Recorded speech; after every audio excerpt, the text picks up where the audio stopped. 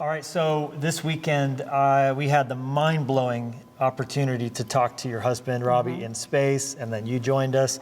The plan was for it to be a surprise that he wouldn't know you're here, but somebody leaked the secret, but that's okay. It's hard. Because, you know, dishonesty is not the foundation for any relationship. No. So I thought it'd be fun, just as a YouTube extra for our online family, for us just to get to have a little conversation without the constraints of NASA uplink and is this technology working? We could just chat for a minute. So thanks again for joining us. Thank you. Thank you for having me here. It's been amazing. You must have nerves of steel. I don't know about that. I mean, I watched you watch your husband go to space, and Louie and Shelly and Jenny and I were there in the bleachers, and we knew you're, and I think for us, what made the experience so emotional, because that's when people kept saying, like, how was the experience watching that SpaceX launch? And I surprised myself by saying every single time it was emotional. Because when a thing of power like that, you don't think emotion, but then I think it hits your head. There are people in that. Right, and your friend. And not just people, but then it's like layers. It's like, that's amazing. There's people in that, because it's a beam of light shooting off at 17,000 miles an hour. Lit up the sky. Then you go, there's people in it. Then your brain goes, oh, and you know one of them. And then you go, oh, and his wife's over there with his kids watching this controlled explosion. Right. And you've had to go through that 3 times. It's amazing. You just trust God.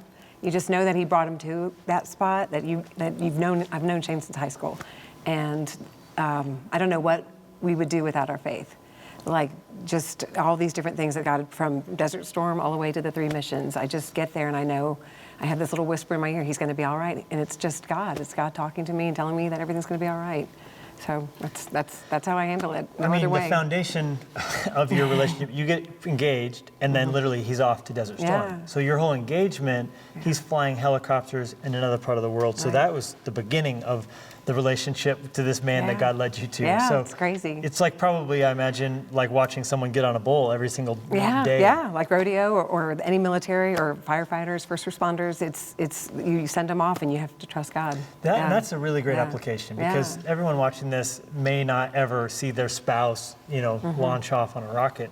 But someone who is a police officer or serves in the military, or as you mentioned, a first responder, there's danger inherent. Absolutely. And so how do you trust God, when there's that sense of your heart leaving every single time? Yeah, I think it grows each time. I mean, I think once, even from our young 20s, when he came home from Desert Storm, like you just see God prove himself day in and day out in the little things and the big things. And I mean, my faith has definitely grown. It's definitely matured over time, but it's just trusting him with all of it. Well, I just see you doing this, what you do, and the way you do it, and the spirit in you. And I just really feel like God is raising your voice on behalf of so many people who, it's been said that following is an underappreciated form of leading. And the way in which God sees you guys as one flesh, every time he goes off and do something, you're really doing that in the fact that you're holding down the home front. And dealing with Christmas without Shane, and dealing with the holidays without Shane, and even now planning the wedding of your first child's wedding with him not being here. And he's serving you and you're serving him. So I feel like in that regard, God is really positioning you to communicate to people in a very important message. Well, yeah, we've always been a team. We've always, even for the kids, we just looked at our marriage as a team approach. And I supported him, he supported me in my different endeavors. And I don't know, every time he gets a chance to tell anyone about us, he just says, I couldn't have done it without her. And I realize that, and I feel that, and I just know when I say God brought him to these positions, he also brought me. And he brought us both to these platforms and this ability and just friendships that we've made over the years with amazing friends that have also enhanced our faith and helped us. So, now I know, like specifically within the Apollo era, the 1960s, so many marriages did disintegrate and fall apart because of the intense pressure and the ways in which mission control specialists as well as astronauts kind of chose that maybe more so than the home, and just that difficult dilemma. And Jenny and I kind of can relate to some extent because of so many marriages who have had a loss of a child end up breaking apart. So and I see the exact opposite in you guys. You guys' marriage is stronger than ever. It gets stronger each time we do this, I think, but for sure. What was So what are some of the keys in that keeping your marriage strong even when he's training for a mission and in the simulator and flying off to Kazakhstan just for a minute, you know. And I think just trying to understand what he's going through, you know, trying to understand even like the aloneness that he might feel right now in space, and knowing my role and that I'm here to keep things positive, and just really trying to relate to what each other is going through, not just me relating to him, but he knows he knows the stress I'm under down here. I know the stress he's under up there, and communication. I mean, just being honest with each other, honesty, you know, and that's the two things that pop in my mind right now. No, I'd have to imagine there's still some low moments. Oh yeah, oh yeah. You know, absolutely. just the idea of it versus the reality of it, and so what do you do to lift yeah, yourself I mean, up? and we're not perfect, and we tell each other like, this isn't a good day. I'm not having a good day today, and you know, so definitely that communication, talking to others, talking to, you know, my community groups, my support systems, and just not letting myself stay in it too long.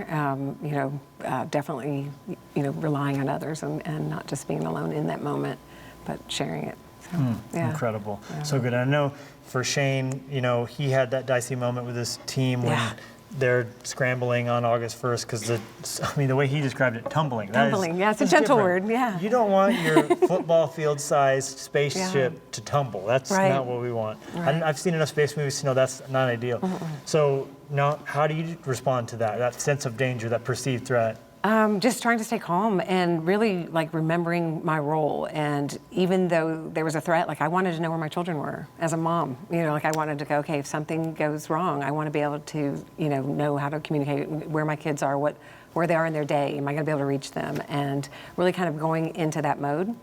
I don't know what made me do that, but the day that those things were happening, NASA does a great job of a liaison was in Mission Control, and they were communicating to us. But I felt like, okay, what do I need to do in this situation? I need to know where my kids are. I need to keep my family safe and informed, and then also just talking to Shane and listening. Yes, he called home, you know, kind of explaining everything to me. But, oh my gosh.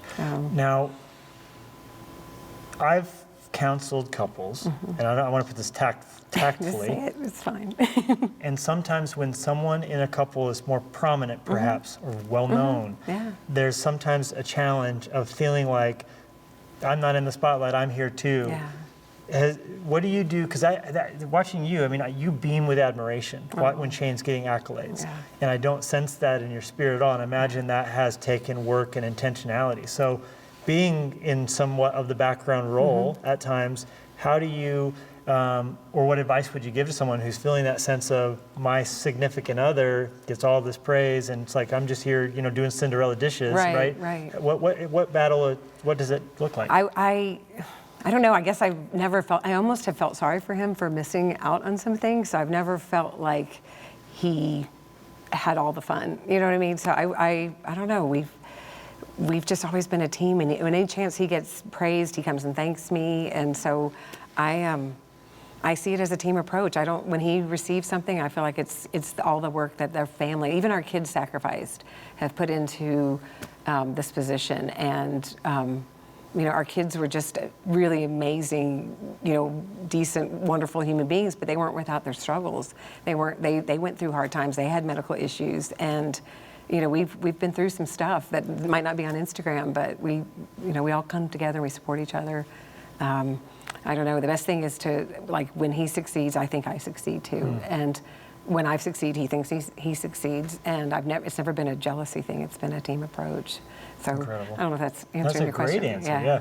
Now, you guys just celebrated 30 years of marriage, so obviously you're doing something right. Yeah. And what an interesting, how did you guys celebrate the anniversary? Well, we agreed to wait to celebrate till he got back, but he arranged for my friend to go pick this up from a jeweler, and it's Pearl is the 30th, and so he surprised me with this present that my friend dropped off at the doorstep. And then called, and so I was opening it on the phone when he called. So he's very thoughtful. He's a Casanova. He's very romantic, but also... And he had to plan that, 6 months ago? Right. Well, no, he called a friend in Houston, but he also took the time to take pictures of the different heart shapes from Earth and from the cupola, yeah, right. Yeah, and the different formations of Earth that are shaped in a heart, whether it's lakes. I think there's one in Montana. Yep, there was one right outside of Whitefish. Yeah, so anyway, he did that, and we know. I mean, that's pretty fly. Yeah, that was pretty cool. There's all these heart-shaped photos I took and our close space. Friends were like, really, dude? You know, like the card's just not going to work. Top that? Yeah, exactly. So it was sweet, and that was really.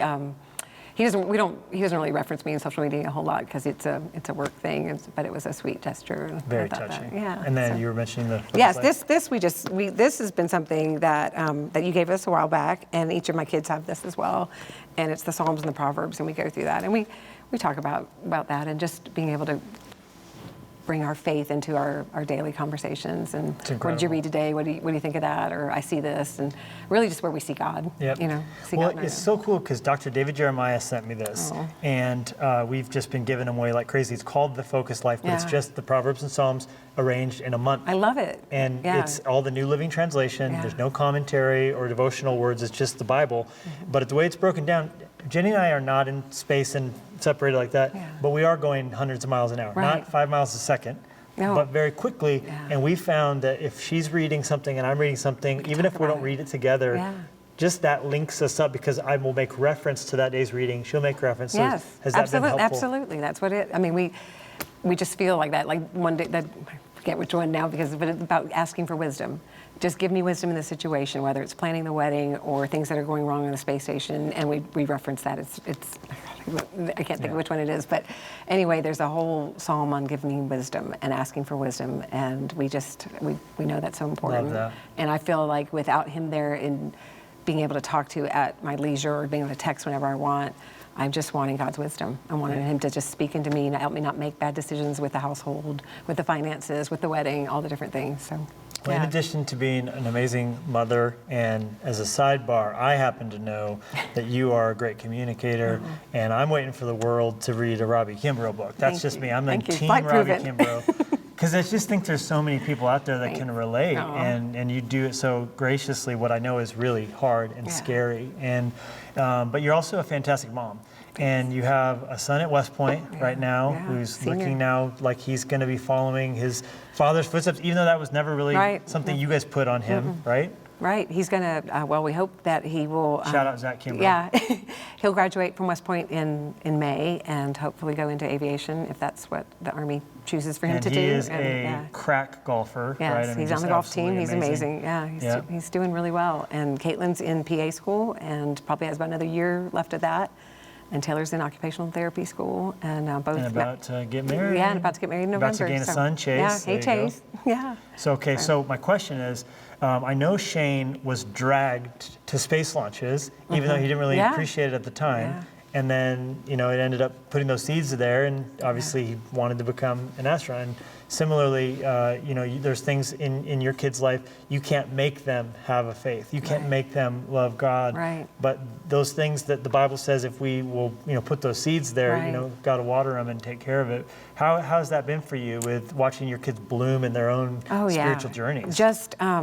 Just being seeing others speak into them, whether it's y'all or Louis and Shelley or just camp counselors at Pine Cove Camp. I mean, it's been neat. We had our faith and we all went to church and all that, but seeing them blossom into their own and then do things over the summers in college, serve in China at orphanages. Taylor went one time and serve at Pine Cove Camp and watch them dedicate, their free time to serving God and seeing how their faith just blossomed in their own. It's amazing. And the same with Zach. I mean, just the way he can speak into the other guys on the golf team and show his faith that way, just in their communities. It's been really awesome. That is the best reward, I think, of all this parenting So you've been really intentional about getting other voices besides just your own. Oh, absolutely. Around I think that's kids. so important with parenting. Like just, someone other than a parent being able to talk about their faith to your kids is one of the most important things you can do. And I think sometimes as a mom and dad, you have to almost swallow your own pride a little bit when your kid's telling you how much this person means to them. Right, yeah, Kind absolutely. of like, I'm here too, Right, and I said, I said that a month ago, but you didn't hear it when I said it. And just smiling, going, that's amazing. Yeah, good stuff. Yeah, absolutely. Wow. Robbie, you're amazing. And we're grateful for you. We're going to be praying for you and encouraging the churches to keep covering you guys in prayers awesome. All the way to Reentry. Absolutely. Which will be on the ocean this time. Yes, they splash down in the ocean. Somewhere off the coast of Florida, there's like 8 different spots that they can splash down. So, because of course, we're talking 3 different times this has all gone down. Like I said to him, 3 times is the charm. He landed on the shuttle on wheels because it lands like a plane. Yeah, it's glides just, in. A glider. Yeah, it's beautiful. And then they load that stinking shuttle on top of a 747 and fly that sucker across the country. Or I guess they did. Yeah. Which we got to see with you guys. That's amazing. Actually, it was Woody. He was the fake one. Yeah. Okay, but then Soyuz was his second. That was in 2016 when he finished 6 months in space and lands on the ground. Yes.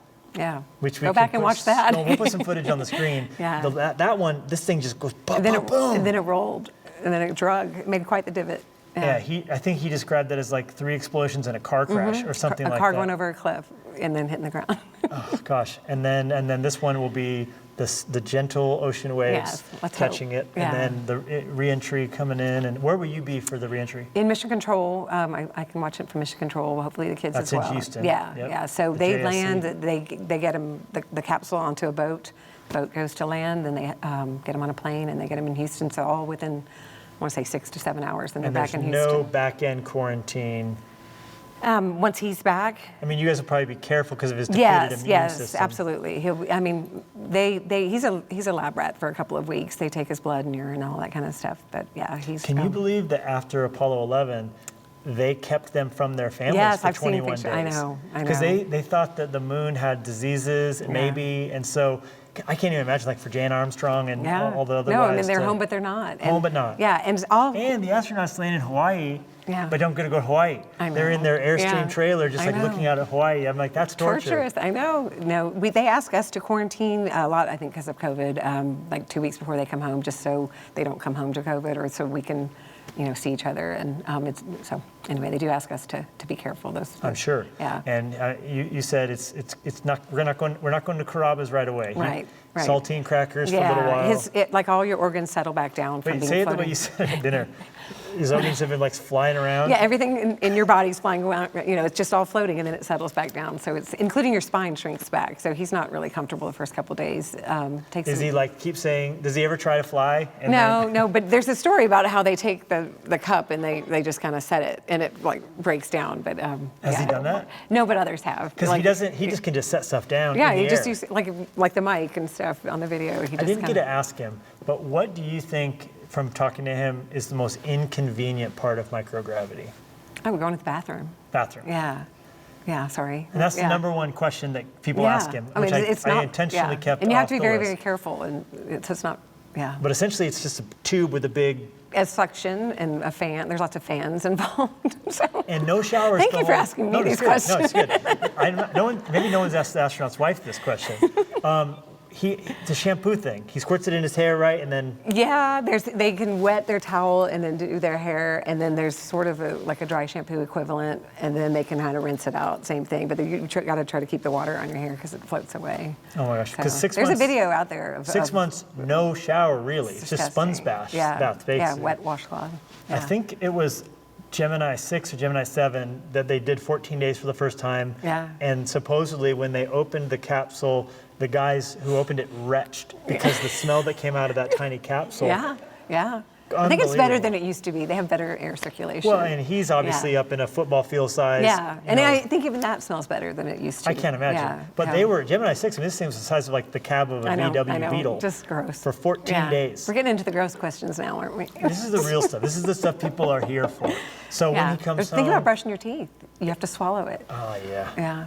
Yeah, that's not good. Like, yikes. Yeah, sorry. So when he comes home, he's salting crackers, he's setting his cup down and it's shattering them. But is there like a point typically when he starts to feel more himself again? 2 or 3 days. And then 2 weeks, 100%, I would say. Does he start working out right away? Mm-hmm. I mean, the trainers, they literally not the first day, maybe the second day, he's in the gym. Yeah. I have to imagine 6 months off, soldiers come home with various amounts of everything they've experienced still lingering on. What is that like? What is the year like? Is there a reentry kind of phase? We joke that reentry is difficult, but there's, I mean, just being real, I planned this whole wedding, and I'm like, dude, you can't come home and criticize anything about the wedding. Like, it is what it is, and it's done, and you'll show up and walk your daughter down the aisle. So, I mean, it's just And you did tell me you talked him into a band. Yes, we moved from DJ to a band, so we've upgraded. So that's no, we all miss live music. I think that's a COVID thing, and sure. I just want some live music, and I think so does Taylor. So. Well, as much as we're appreciative of your husband and everyone at NASA, we're also very appreciative of your part, your role, and I think as well it extends on to the spouses of all the mission controllers and everybody who's serving in any regard, just to see the unsung hero, the hidden figures, so to speak, of the whole thing. So thank you so much. Jenny and I love you. We're for your kids, for you guys, and count it a privilege to be your friend. Thank you. Thank you. We're so appreciative of your friendship. You're making this so much fun. Awesome. So appreciate it.